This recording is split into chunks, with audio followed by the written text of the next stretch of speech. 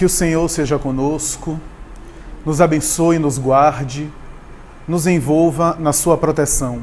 Em um dos seus mais notáveis escritos, escrito conhecido da sua vasta bibliografia, o médico austríaco e pai da psicanálise, Sigmund Freud, afirmou de maneira categórica que o inconsciente parece acreditar que é imortal. Nessa afirmativa de Freud, que ele havia feito em pleno século XIX ou no início do século XX, quando da elaboração da psicanálise, já que a obra que inaugura o pensamento psicanalítico foi lançada no ano de 1900, da interpretação dos sonhos, Freud teorizava a respeito do inconsciente. E talvez sem o saber, pelo menos para nós, ele afirmou algo muito mais profundo do que talvez a sua mentalidade de materialista poderia lobrigar, poderia imaginar. O inconsciente parece acreditar que é imortal, dizia ele. Quando ele fez essa assertiva de formação totalmente cética, concebendo o ser humano como sendo o resultado da aglutinação da matéria exclusivamente. Em outras palavras, Freud tinha a visão do homem essencialmente material, sem considerar a possibilidade da existência espiritual do ser, a realidade da imortalidade e qualquer colocação metafísica, espiritualista, que dizia respeito aos ramos variados das religiões, pelo menos daquelas que ele conhecia, ao afirmar que o inconsciente parece acreditar que é imortal, ele talvez não imaginasse que, do ponto de vista transcendente, estava afirmando algo muito mais profundo do que a imaginação do pensamento tradicional da ciência na época materialista poderia imaginar. Porquanto parece haver, na essência do indivíduo, uma realidade que transcende a matéria, parece haver algo em nós que concebe uma continuidade da vida e não aceita que do espermatozoide que fecunda o óvulo até a parada cardiorrespiratória com anóxia cerebral, a vida deve se encerrar nesse período, sem o qual todas as construções da sociedade pareceriam perecer de uma hora para outra. A lógica, a intuição, o bom senso humano parece rejeitar a ideia de que a vida possa ser um capricho da natureza, que se encerra rapidamente, e que as sociedades que, de alguma forma, nos antecederam no passado, todas elas foram derrubadas pelo pó.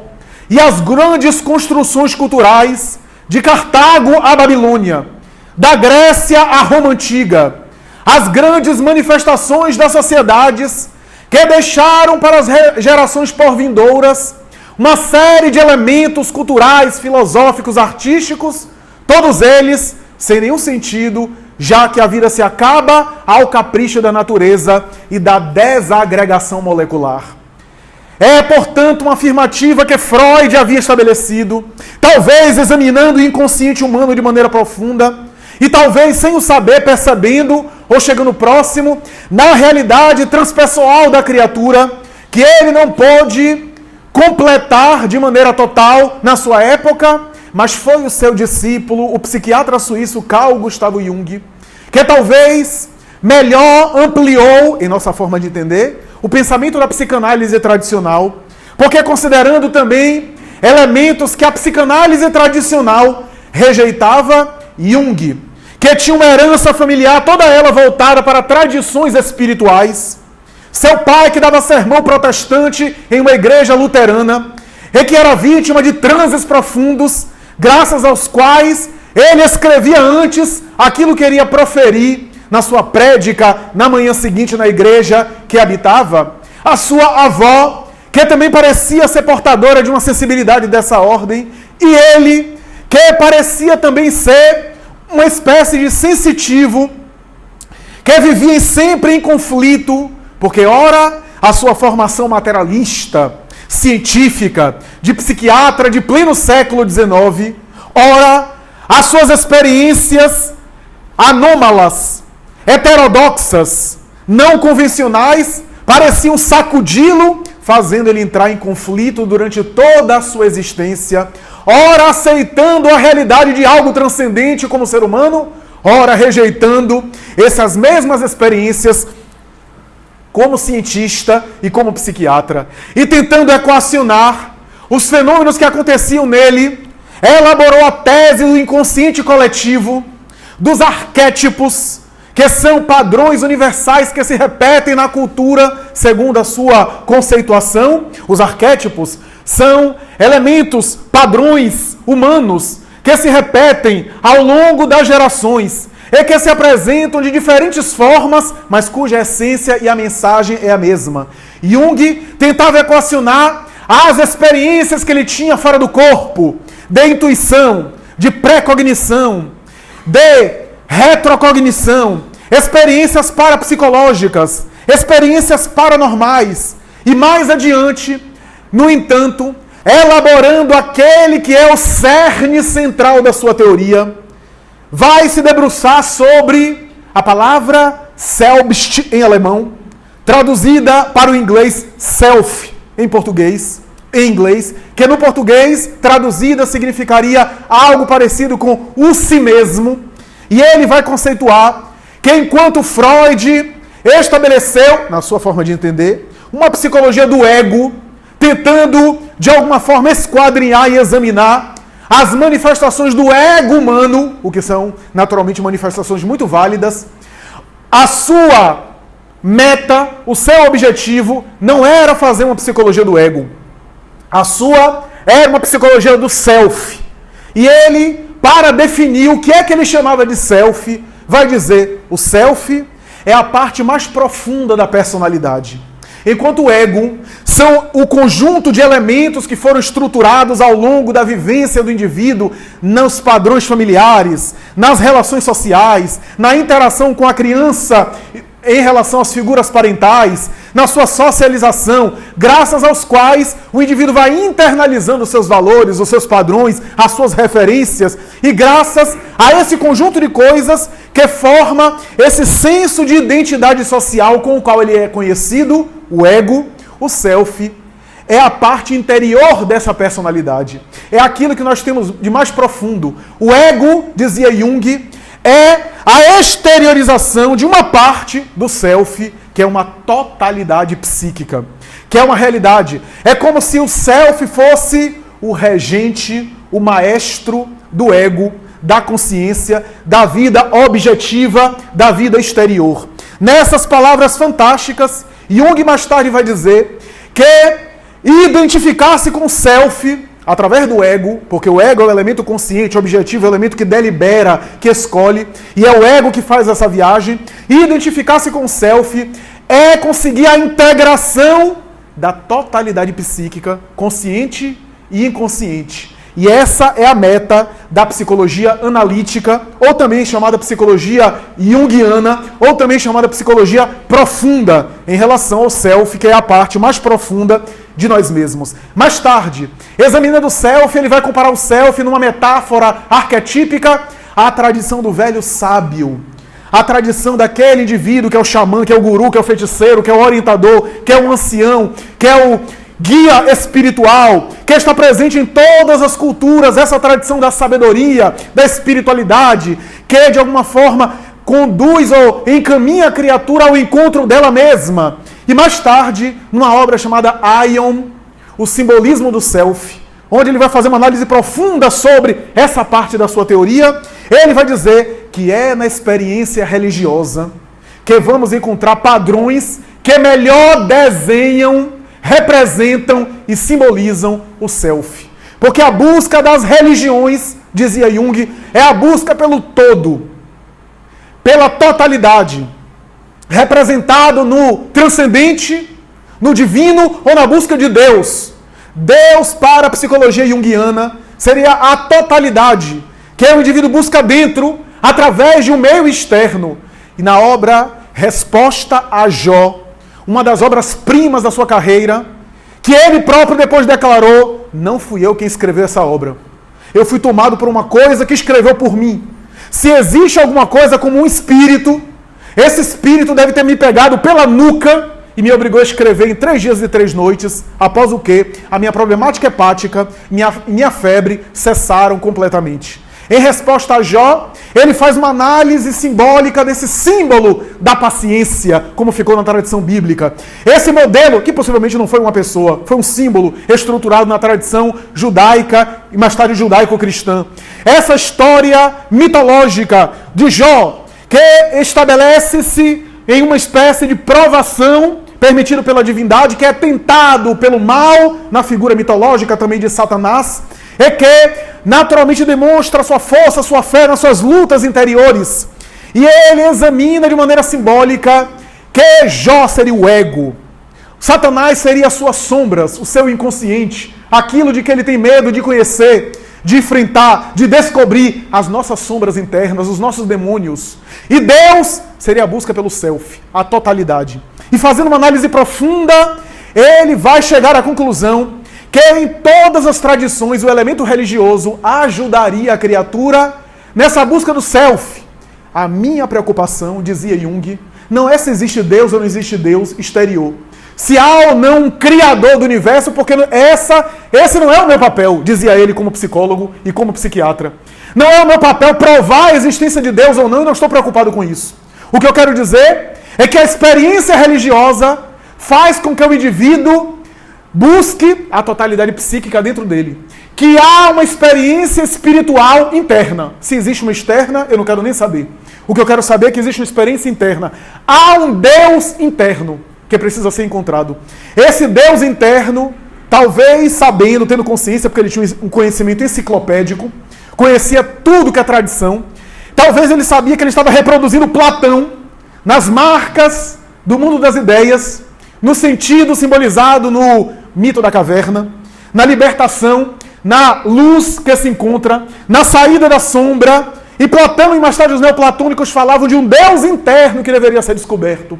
Os neoplatônicos de Alexandria, desde Plotino, Próclo e os grandes pais da escola de Alexandria, estabeleciam a busca do Deus interno e mais tarde, em associação com o pensamento cristão primitivo e medieval, a busca do Cristo interno, que era da tradição mística, esotérica, que de alguma forma se baseia em Paulo: já não sou eu quem vive, é o Cristo que vive em mim.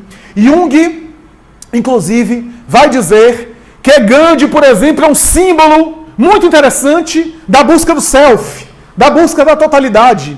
Que Francisco de Assis parece também ser uma referência excepcional nessa busca de si mesmo, da autodescoberta, da interiorização, da maturidade psicológica.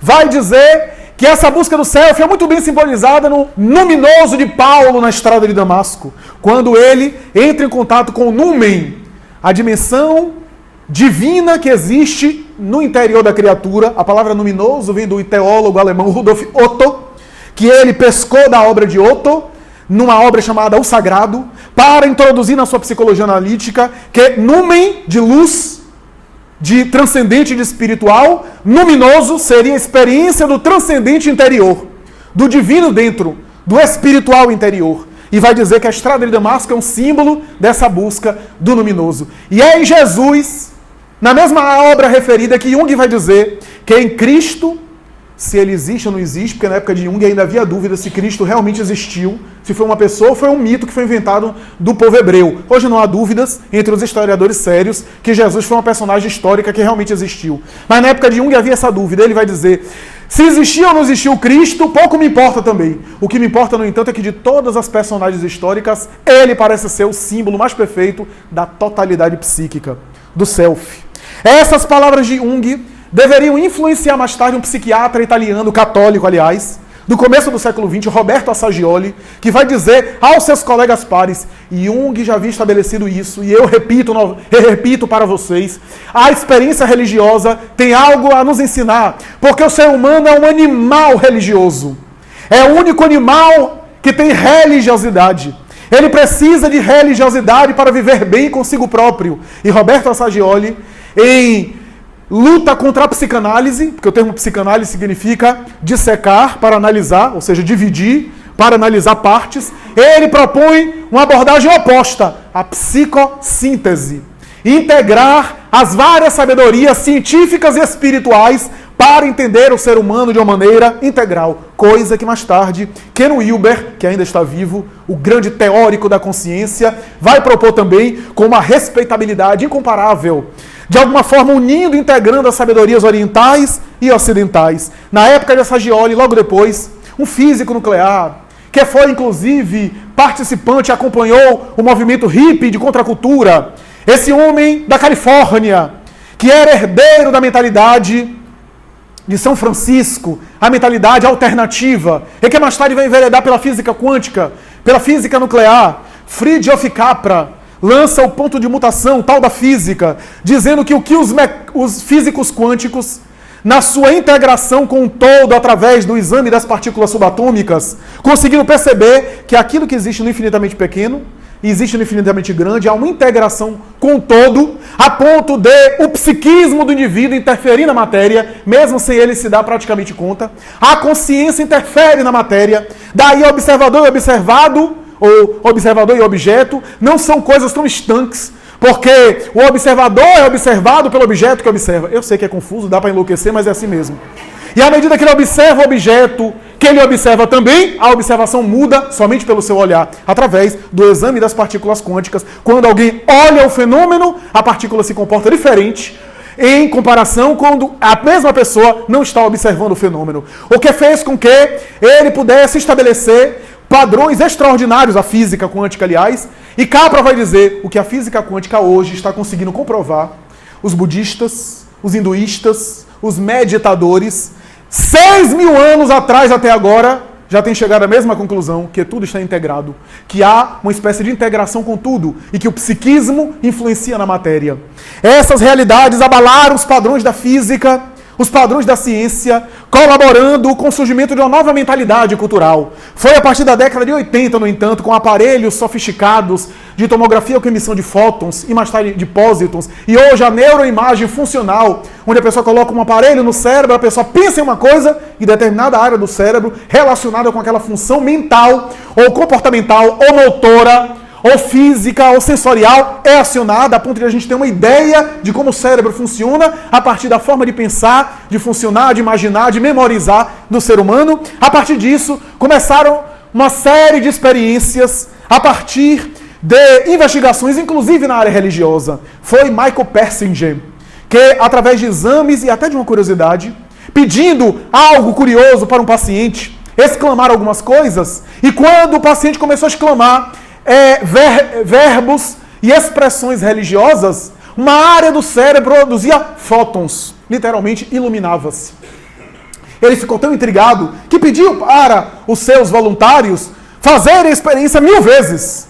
E ele percebeu que quando as pessoas verbalizavam Deus, Alá, Jeová, Buda, missa, hóstia, reencarnação, ressurreição, elementos que dizem respeito à religiosidade de qualquer religião, essa área do cérebro literalmente se iluminava.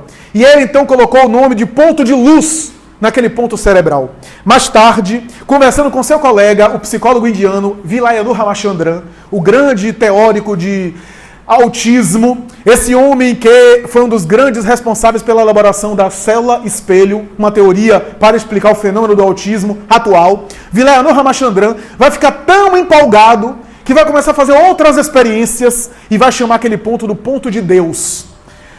Há uma realidade cerebral que talvez esteja associada à experiência religiosa, à experiência da adoração. É nesse íntere que ele conhece uma psicóloga, que na verdade não era psicóloga, era física quântica, da Universidade de Oxford, a doutora Dana Zohar. E a doutora Dana Zohar informada sobre aquela experiência, fica muito curiosa. A doutora Dana Zohar é uma física, uma professora notável, mas que tem uma história um tanto triste. Ela própria, que foi vítima de circunstâncias muito nefastas na infância, porque o seu pai, abandonou o lar alcoólatra, agressivo e violento, e marcou profundamente a menina. E a sua mãe, que alterou mais tarde o comportamento e se tornou algo arredia e agressiva, praticamente descontando na menina, a frustração do casamento que não deu certo, e para ridicularizá-la, quando estava tudo bem, chamava de Dana, o primeiro nome.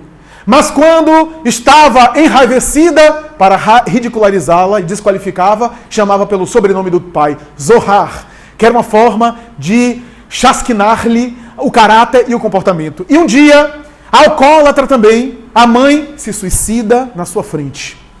Ela cresce com essas marcas profundas. Vai herdar não apenas o fenômeno da depressão, que vai se desenvolver mais tarde na vida adulta, mas também vai apelar mais tarde para o álcool em altas doses.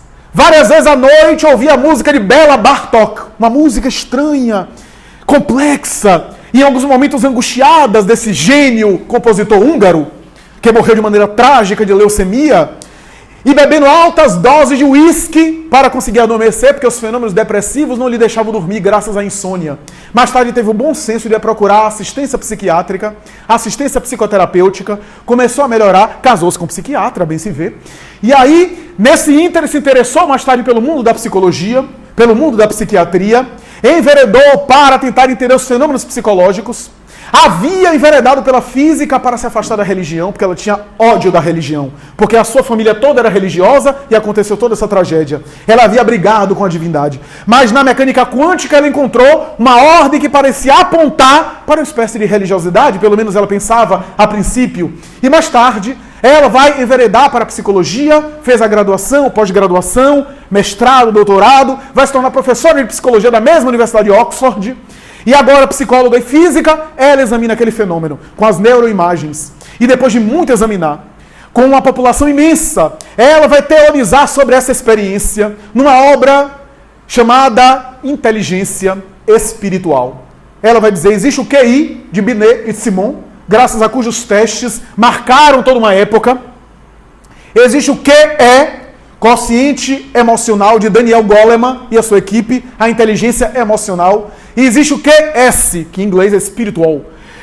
QS é a inteligência espiritual, que tem a ver com fenômenos da nossa transcendência, da nossa espiritualidade, além da matéria, além da existência visível, concreta. Sim, disse ela na obra Inteligência Espiritual e mais tarde em outra obra chamada O Ser Quântico. Sim, nós não somos apenas um conglomerado de matéria, de célula, de nervo, de ossos, de veias, de vaso, de artérias. Somos algo, uma consciência que está além da matéria. Sim, existe uma alma, se você quiser assim. Ou um espírito, se quiser assim. Eu prefiro chamar de uma consciência. E essa consciência está associada a uma inteligência espiritual. Dana Zohar é uma das pioneiras da chamada psicologia transpessoal. A psicologia que lida com a transpessoalidade. O termo trans tem a ver com além de. Transpessoal, além do pessoal, além da pessoa. Que lida com fenômenos para além da psicologia tradicional, da psicologia pessoal, da psicologia tradicional. Essas colocações levou esse grupo de cientistas e outros grupos a examinar com muito mais seriedade o fenômeno religioso que até então era visto com preconceito. Hoje é algo quase que tábula rasa, tacitamente aceito, que experiências religiosas podem fazer bem, embora também podem adoecer, a depender de como nós lidamos com a religião. Mas que a religião é um mecanismo que pode gerar saúde. As estatísticas são unânimes em informar que pessoas que têm uma forma de fé saudável, que lida com algo sagrado, normalmente têm fatores de saúde mais atraentes, lidam com processos de enfermidade de uma maneira melhor, ressignifica a sua vida de traumas de uma maneira muito mais funcional, lida com convalescença de cirurgias de grande porte de uma forma melhor, graças à relação que tem com a sua fé, graças ao sentido que coloca na vida em função da fé que abraça. A religião faz bem, a depender de como ela é utilizada. Herbert Benson, o notável médico de Harvard, que hoje em Harvard tem uma cadeira de medicina para a sua disciplina, medicina bensoniana, em homenagem a ele.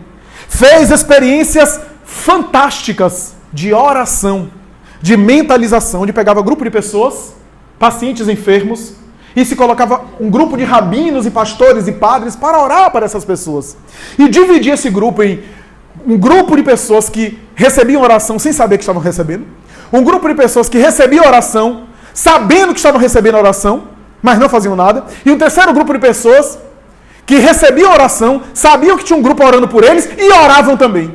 E o resultado foi espantoso, porque ele repetiu várias vezes. A equipe que o ajudava, ninguém sabia de quem era o grupo de quem. As pessoas, que paciente pertencia a que grupo. Só ele sabia através de computadores, porque eram todos numerados os pacientes. E quando ia conferir, o resultado sempre repetia-se quase que da mesma forma. Matematicamente, qualitativamente e quantitativamente. A ponto de dizer que a oração faz bem, mesmo que a pessoa não saiba. Mas quando a pessoa sabe e ora, o efeito é muito melhor. Em cirurgias como cateterismo, angioplastia, transplante cardíaco, cirurgias cerebrais de grande porte, desde o procedimento cirúrgico, infecção, choque anafilático, até mais tarde as convalescências, as repercussões, as consequências. O resultado foi espantoso e ele lançou uma obra chamada Medicina Espiritual. Esta obra fantástica que fala de toda essa experiência. Foi na década de 90 até 2000 que um engenheiro geneticista, um daqueles que pertenceu ao projeto Genoma Humano, que decodificou o genoma humano em 2001, esse homem extraordinário chamado Jim Hammer, vai lançar uma obra dizendo que havia catalogado um gene responsável ou que tinha fatores associados à experiência religiosa. Ele chamou o gene de Deus, o gene divino, o VMAT2. E ele vai dizer que o gene é um elemento que predispõe a crença, a conceber, a acreditar, a crer. Agora, a religião ou a ausência dela é uma coisa social. Não é o gene que vai forçar a pessoa a ter religião, porque tem gente que não tem. Mas há uma tendência no ser humano, inclusive no aparato biológico, a crer, a conceber. E eu costumo brincar, nós estamos aqui porque acreditamos que essa estrutura aqui foi bem concebida pelo engenheiro, pelo arquiteto, mas não podemos provar. Nós concebemos uma série de coisas, mas não podemos verificar empiricamente. Quando a gente pega uma carona, a gente não sabe, não tem um atestado de sanidade psiquiátrica do motorista, e não sabe se ele vai nos matar e matar ele também, jogando o carro por um precipício. Se a gente pega um avião, a gente não sabe se a pessoa resolveu se suicidar, o piloto, e levar a gente junto. Como já aconteceu, inclusive. Então, uma série de coisas a gente crê, mas não pode provar. Ainda na área científica, a gente crê em um monte de coisa, mas nunca viu. Por exemplo, com exceção daqueles que trabalham em laboratório, nós não vimos o vírus, não vimos uma série de seres microscópicos, mas a gente acredita porque outras pessoas falaram. Por causa da experiência de outras pessoas. Mas com exceção daqueles que participam de laboratório, de experiências com microscópios eletrônicos, nós não vimos, não percebemos. Mas sentimos os seus efeitos. Sabemos pelos relatos de outras pessoas. E assim por diante. A maioria daquelas coisas que a gente aceita, a gente não conseguiu verificar e comprovar. Senão a gente acredita por uma série de elementos lógicos, do bom senso, da coerência, da razão, da experiência alheia, da confirmação dos outros e assim por diante. Então, essa é uma realidade. O crer está inato na criatura humana e que pode direcionar-se numa experiência também religiosa. C.S. Lewis, o famoso filósofo, em pleno século XX, vai declarar, depois de analisar filosoficamente as tradições culturais, chegam à conclusão que Immanuel Kant, o filósofo prussiano, tinha razão quando declarava que o universo é regido por uma lei moral. E essa lei moral que estabelece leis que regulam a matéria, gravidade, eletricidade, eletromagnetismo, força nuclear fraca, força nuclear forte, e leis que regem a vida comportamental e psíquica da criatura humana, que tem a ver com a dimensão ética moral. C.S. Lewis, muito depois de Allan Kardec, sem saber, porque não era espírita, estava repetindo Allan Kardec. Porque quando Allan Kardec examina as leis morais, terceira parte do Livro dos Espíritos, ele vai receber das entidades espirituais que Deus é a causa primária de tudo. Deus estabelece suas leis. E essas leis se manifestam em leis materiais e leis morais. E Kardec vai dizer em uma nota, as leis morais regulam a vida do corpo e do mundo. E as leis morais regulam a vida da alma, a vida psíquica, a vida da criatura. As leis materiais, ainda acrescenta Allan Kardec, são da alçada da ciência. E as leis morais são da alçada da religião em geral e do espiritismo em particular. Allan Kardec examina essas leis que regulam a nossa vida. A vida, aliás, do universo, não apenas da Terra, do do universo. São leis que estabelecem uma espécie de ética cósmica. E quando nós agredimos essas leis, passamos a sofrer as consequências. Essa lei moral, como dizia C.S. Lewis, está dividida em várias leis, mas é uma só. Por didática, Allan Kardec divide em várias leis, para que a gente entenda os desdobramentos, as aplicações, a aplicabilidade, as manifestações e aspectos, que é uma lei só.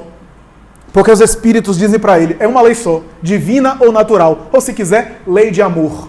Por isso que Jesus resumiu tudo no amor transcendente, no amor espiritual. Né? E aí Allan Kardec divide e vai estabelecer uma série de leis. E uma das primeiras é da lei de adoração, que consiste sucintamente, basicamente, a lei de adoração, em promover na criatura a elevação do pensamento da criatura a Deus.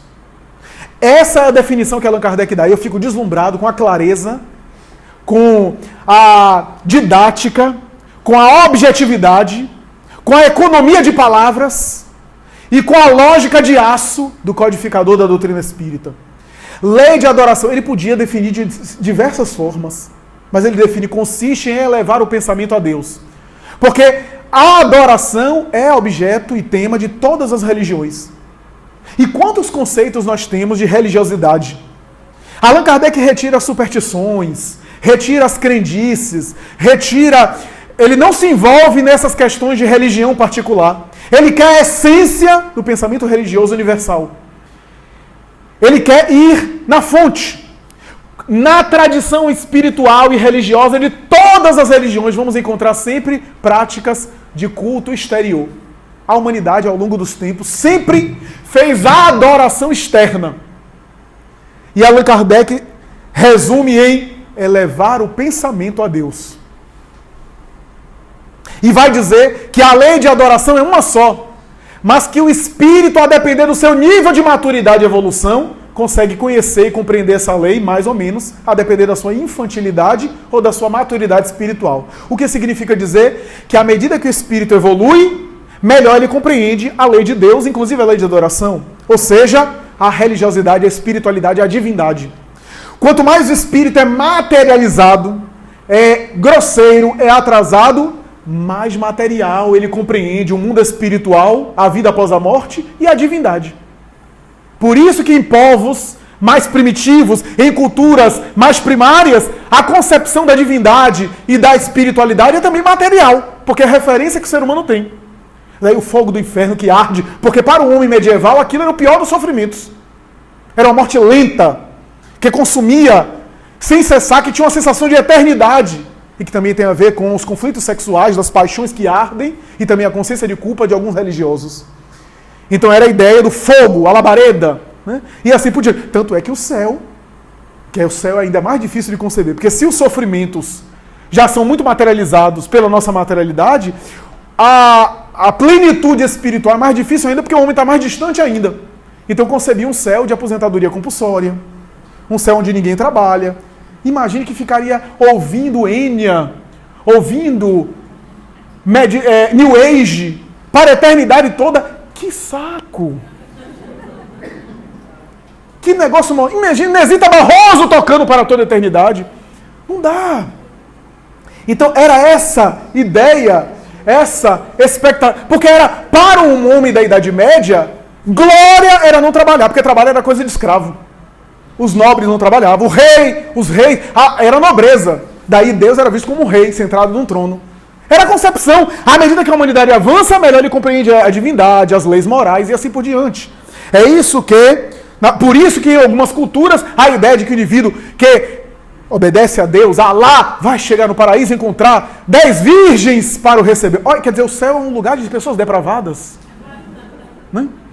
Imagine, é óbvio que é uma crença, até porque hoje era difícil encontrar alguma virgem no além, mas enfim, era essa ideia que se concebia, que se tinha, né? São concepções mais ou menos materiais à medida que o espírito avança. Allan Kardec vai examinar o holocausto, vai dizer que a religião nasceu também do holocausto, a ideia de que eu preciso agradar Deus ou deuses, porque aí ele vai me dar em compensação uma fertilidade, bons frutos na agricultura, resultado no meu trabalho laboral, na pesca, na pecuária, na fauna, na flora, E assim eu tenho que ofertar a esses deuses ou a Deus algum tipo de manifestação de graça, de agradabilidade, algum tipo de mimo, algum tipo de oferta. Os holocaustos surgiram aí.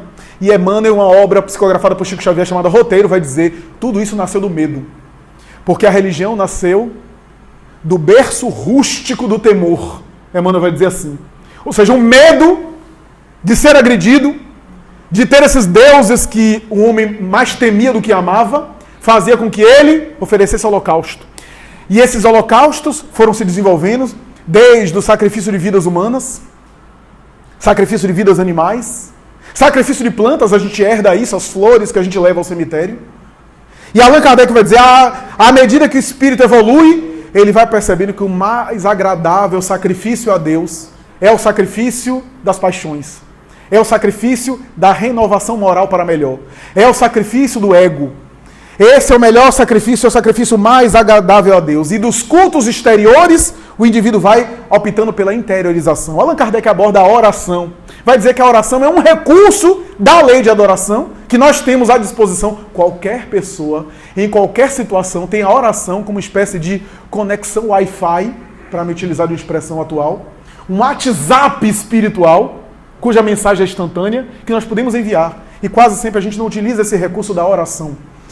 Então, nós podemos encaminhar, que é o trabalho de sintonizar com a divindade, de estabelecer conexões com os embaixadores do próprio Jesus ou de Deus, que são os espíritos bons, e que nós não fazemos. Mas é óbvio que a ideia é, na oração, elevar o pensamento a Deus, e na ação, nós irmos nos acondicionando, aclimatando, para que a nossa vida chegue um momento que seja um constante ato de oração.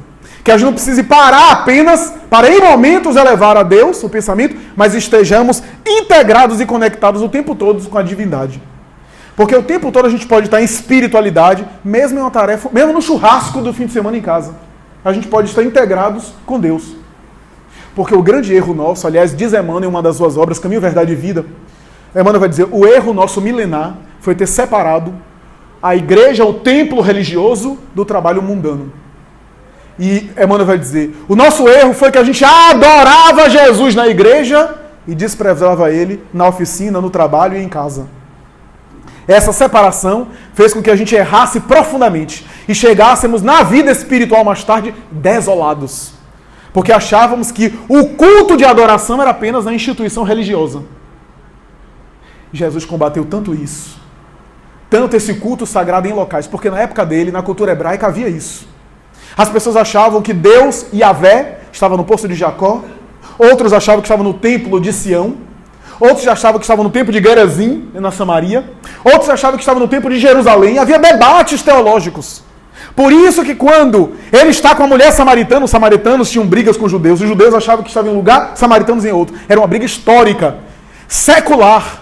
Ele vai dizer, dia chegará, que meu Pai não será adorado nem no monte de Gerizim, nem no templo de Jerusalém, mas sim no altar do coração, em espírito, porque meu Pai deve ser adorado em espírito e verdade. Ele combatia muito esse culto exterior, esse culto externo. Ele sabia que o altar onde deveria se construir a divindade era um altar interior, aliás, que é o mais difícil, porque o altar exterior é fácil de se construir, é fácil de estruturar. O difícil é construir um altar divino interno, que tem a ver com aquela passagem dele, pede e obtereis. Todas as vezes que a gente examina essa passagem, normalmente a gente entende o pede e obtereis como sendo orar e receber ajuda. E aí tem até umas coisas exageradas, né? Pense positivamente que você vai ficar rico, só se você tiver uma família que vai herdar esse patrimônio. É só você pensar que você vai ficar milionário, você vai ter tudo à sua disposição. Fique pensando. O pede e obtereis não é essa fantasia, porque se todo mundo pensar que vai ganhar na Mega Sena, é óbvio que nem todo mundo vai ganhar. Não é essa a mentalidade, que alguns exageraram nesse ponto, nessa questão, nesse aspecto. O pede e obtereis é, eu ajo e recebo de acordo com o que eu ajo. À medida que eu vou batendo na porta, ela vai se abrindo de acordo com a minha batida. O que eu entrego para a vida me devolve. O que eu alimento no meu interior, a vida me devolve em testes, em desafios, em provas, em experiências. Por isso, o planeta Terra é uma escola. Os espíritos sempre dizem que é uma escola. Por quê? Porque tem lições pedagógicas. Por que o espírito precisa reencarnar? Porque a reencarnação é apenas um meio. Não é o mais importante. É o meio, é o instrumento para que a gente desenvolva o interior. As experiências externas são meios. A ação externa é o meio. Eu faço o bem, eu ajo no bem para que eu construa o bem dentro de mim. Porque senão eu só fico também numa vida exterior, fazendo para fora, como diz Jesus, o que adianta salvar o mundo e perder a própria alma? Então, na verdade, eu faço o exterior como meio de eu crescer internamente. Por isso, a grande proposta do Espiritismo é a iluminação interior, a iluminação da minha consciência. Se eu uso a caridade na ação do bem em relação ao meu próximo, para eu evoluir, para eu crescer com a ação do bem, eu estou fazendo a caridade legítima. Mas se eu faço a caridade despreocupado com a minha evolução e preocupado apenas com a manifestação exterior, eu estou fazendo apenas uma obra para fora. E o reino de Deus, disse Jesus, não vem com aparências exteriores. O reino de Deus está dentro de vós. Está lá no Evangelho de Lucas. Narra Joana de Ângeles que Tolstói, o grande escritor, escreveu uma história muito bonita de um mujik, que é um camponês soviético, na época da antiga Rússia, da antiga União Soviética, que estava lavrando o campo. Quando passou um sacerdote diante da propriedade, diz: mujik, camponês, vem comigo para a igreja orar. E ele respondeu: não posso, estou arando. E o sacerdote diz: fazes muito bem, porque arar é orar. Pede e obtereis. Se estamos agindo no bem, estamos também orando. A oração são momentos onde a gente para orar. Até Jesus fazia isso. Mas o melhor, o mais importante é que a nossa vida, nosso comportamento seja um ato de oração. Porque essa é a qualidade dos espíritos avançados. Eles não conseguem se elevar a Deus apenas em um momento de oração. Ali é o momento do refrigério. Mas eles estão em constante conexão na sua vida, na sua conduta. E estabelece aquilo que o apóstolo Paulo chamou de couraça da caridade. Uma defesa da caridade. Por conta dos atos que os defendem dos assédios do mal, das perturbações do mal. Por isso, meus amigos, as limitações externas, materiais, são, na verdade, apenas experiências para que a gente supere as limitações interiores. Tem um caráter pedagógico, diz Emmanuel, de nos estimular a vencer limitações internas. Quando nós vencemos as limitações internas, essas limitações externas perdem o sentido pedagógico, perdem o caráter pedagógico, porque a gente já aprendeu, porque nós já evoluímos. Por isso que nós falamos que a religião também é uma ferramenta. A religião também é um instrumento. O que levou o Espírito Emmanuel a dizer: nós precisamos muito de espiritualismo. Porque o espiritualismo, nas suas diversas manifestações, são as propostas de fé variada que nos ajudam a nos conhecer, que nos ajudam a entender a vida. E ele continua: nós precisamos hoje do espiritismo. Porque o espiritismo é a feição espiritualista que representa esse projeto da divindade de esclarecer de maneira clara, sem hierarquias, sem um sacerdócio organizado, sem dogmas, sem imposição, falando de maneira clara, sem parábola, sem alegoria, sem metáfora. Então precisamos de espiritualismo. Precisamos de espiritismo, que para o mundo espiritual é um dos representantes maiores do espiritualismo. É uma das esperanças de um espiritualismo mais maduro, mais sofisticado. Mas Emmanuel vai dizer: além do espiritualismo e do espiritismo, precisamos, acima de tudo, de espiritualidade. Porque enquanto o espiritualismo e o espiritismo são ferramentas, a espiritualidade é aquilo que eu faço disso. Aquilo que eu construo internamente disso tudo. Como é que eu uso isso para o meu aprimoramento, para o meu enriquecimento interior, para o meu crescimento? Do contrário, a religião, a minha conduta de fé será um broche que eu coloco apenas para me exibir, para me apresentar. Então tudo isso naturalmente tem a ver com esse culto interior. Por isso, Jesus também olha para os seus discípulos e vai dizer: a fé remove montanhas. É óbvio que tem a interpretação kardeciana clássica de que remove a montanha das dificuldades.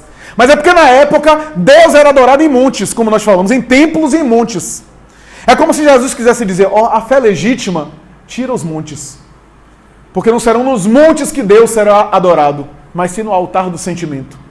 Então a fé legítima acaba com as montanhas onde nós erguemos Deus, Porque não vai ser nas montanhas que ele vai ser alcançado e encontrado, mas sim no altar interior. E nós sabemos isso de maneira clara, simples, com os relatos espíritas. Porque com os relatos espíritas nós vemos o espírito que desencarna agora despertar daqui a um segundo na vida espiritual e ser a mesma pessoa. Porque se você morrer agora, ao despertar na vida espiritual, você vai ser você mesmo. Com seus pensamentos, com as suas virtudes, com seus vícios, com seus problemas, com seus preconceitos, com seus atos bons, com as suas características. Os espíritos despertam como são, com a sua realidade. Por isso a morte não soluciona o problema de ninguém. Só transfere o indivíduo de um plano vibratório mais denso para um plano vibratório mais sutil. A depender de como o indivíduo vai, até uma situação pior, é até melhor ficar no corpo. Por exemplo, se for pelo suicídio, é melhor ficar no corpo, porque agora está agravado as consequências do suicídio. Quem diz isso não sou eu, é o relato dos próprios suicidas que se arrependem. Então nós vemos que a morte não é desencarnar aí para a vida espiritual que a gente vai mudar de situação. Por isso que eu digo a Deus, para você, meu senhor, pouco importa se eu estou na carne ou fora da carne, porque eu estou na vida. A vida é uma só, seja no corpo, seja fora do corpo. Agora, para mim, importa muito eu estar no corpo. Eu ainda quero ficar no corpo. Não só na sua vontade, leva. Mas se eu puder deliberar, fazer um requerimento, e que esse requerimento seja deferido, pelo amor de Deus, porque você é onipotente, é onisciente, é todo-poderoso, para você pouco importa, mas para mim é muito importante continuar na matéria, porque é através da matéria que eu vou evoluir, que eu vou crescer. Porque cá para nós, se a gente parar, aliás, Santo Agostinho propõe isso no Livro dos Espíritos, feche os olhos e pense, se eu fosse chamado hoje, como é que eu entraria? E certa vez fez uma experiência terapêutica com um grupo psicoterapêutico nesse sentido. Teve uma senhora que não aguentou no conflito e gritou, ai meu Deus, eu tô acabada, se eu morrer hoje, eu tô acabada, como é que eu vou entrar na vida espiritual? Minha consciência aqui tá... E eu fiquei pensando, depois de 75 anos, tão nova, 75 anos. Então, nós vemos que é necessário refletir, porque a espiritualidade, lei de adoração é isso. É o cultivo do altar interior. É aquilo que eu cultivo interiormente. Como diz Teilhard de Chardin, o grande filósofo francês, teólogo, inclusive católico, ele dizia, o grande erro da mentalidade moderna é acreditar que somos seres humanos vivendo experiências espirituais. Não, somos seres espirituais vivendo temporariamente uma experiência humana, o que é muito diferente. Ou seja, o mundo espiritual, como diz Kardec, é o mundo das causas. O mundo material é o mundo de efeitos. O mundo material é importante. É muito importante. Não desconsiderar, porque se eu estou na viagem, o carro que me leva é importante. O mundo material é o meio. Mas não é o mais importante. O erro é priorizar a minha vida material em relação às questões da minha alma. É eu cumprir com meus deveres materiais de cidadão, mas não corromper a minha alma em função do brilho material. Quando eu falo brilho material, não estou falando apenas de dinheiro, não. De maneira geral. Que vale alguns momentos de prazer, de ambição, de ganância, para depois sofrimentos morais indescritíveis. Então, quando eu me recordo, por exemplo, já contei aqui os casos da literatura mediúnica, Frederico Figner, o notável trabalhador da Federação Espírita Brasileira, esse notável orador espírita, esse homem que construiu casas sociais, que ajudou a erguer centros espíritas no Rio de Janeiro, esse intelectual que era representante de Thomas Edison aqui no Brasil, que trouxe fonógrafo, que trouxe os precursores da futura vitrola. Eu sei que ninguém é dessa época, nem eu estava desencarnando da outra época ainda, né? O futuro gramofone que ele trouxe através do fonógrafo de Edison, tinha relações de amizade com Edison. Esse homem que se tornou espírita, amigo de Chico Xavier, ficava brincando com Chico, se eu desencarnar antes de você, e antes dos amigos aqui, eu volto para dizer como foi. E vou botar a mensagem, voltei, o nome da mensagem. E ele desencarnou. E voltou. Depois de um tempo ele volta com o pseudônimo Irmão Jacó, porque alguns familiares estavam encarnados, e ele escreve o livro Voltei, um livro muito famoso, da psicografia de Chico. E ele começa o livro e diz, meus amigos, eu peço desculpa pela demora, mas vocês não sabem quanta dificuldade existe aqui de romper as barreiras materiais para que o médium possa filtrar com fidelidade o meu pensamento. foi necessária uma adaptação, uma ambientação, há recursos muito sofisticados. Não é simples a transmissão mediúnica de uma mente desencarnada para uma mente encarnada. E olha que a gente está falando de Chico Xavier, que foi o médium por excelência do século XX e possivelmente do século XXI. E ele narra a sua história, o seu despertar, e ele não despertou tão bem assim. Ele se achava mais do que ele era. E ele despertou com algumas dificuldades. Claro que ele tinha os méritos do bem que ele fez. É claro. Mas ele experimentou dificuldade de sair do cadáver. Teve agonia, inquietação. Ele viu a própria sepultura, ele ficou com asfixia para sair do túmulo. E ao romper, ele teve crises olhando para o cadáver, olhando o próprio corpo ali e ele fora. Uma filha sua que havia morrido muito cedo e que veio recebê-lo, teve que segurá-lo. Dr. Bezerra de Menezes, já é uma bênção estar com o Dr. Bezerra de Menezes sendo recepcionado. Mas é óbvio que cada criatura leva o seu interior também, né? As suas questões. O Dr. Bezerra de Menezes também vem, tenta apaziguá-lo, etc. Mas ele teve inquietações, teve crises, como se fosse uma crise de pânico, para a gente falar de um termo psicológico, psiquiátrico. E teve que ser acalmado. E o que é pior, teve um momento que ele olha uma senhora que estava desencarnando, que seria levada pela caravana, uma senhora católica, que está numa condição muito melhor do que ele. Ele ficou com uma certa inveja dela, ele olha assim, certa inveja, e aí dispara o dardo mental da inveja. Porque no mundo espiritual a coisa é muito mais, né? Porque aqui a gente assim, ri pra pessoa e querendo matar a pessoa e ninguém sabe, né? Mas lá, se a gente não condiciona, não treina os pensamentos, a gente passa constrangimento. E aí quando ele tem a inveja da mulher, ele irradia, e a filha dele, perto, diz assim, meu pai tá feio isso. Pare com isso. E ele aí se constrange. Ele percebe que o mundo espiritual, o mundo de vibrações, ele não havia disciplinado a mente. Não havia treinado a mente durante a existência. E aí, quando ele chega em determinada região, espíritos que foram doutrinados por ele, porque ele era doutrinador da Federação Espírita Brasileira, espíritos que foram doutrinados, obsessores que foram evangelizados com ele, chegaram para receber ele e disse, Figner, é você mesmo? Você está igual a gente aqui. Está na mesma condição de nós. Cadê sua luz? Cadê sua irradiação? Você que falava tanto em Jesus, em espiritualidade, cadê, rapaz? Você está igual a gente aqui. Cadê aquele palavreado todo? Ele ficou muito constrangido. E ele explica na obra.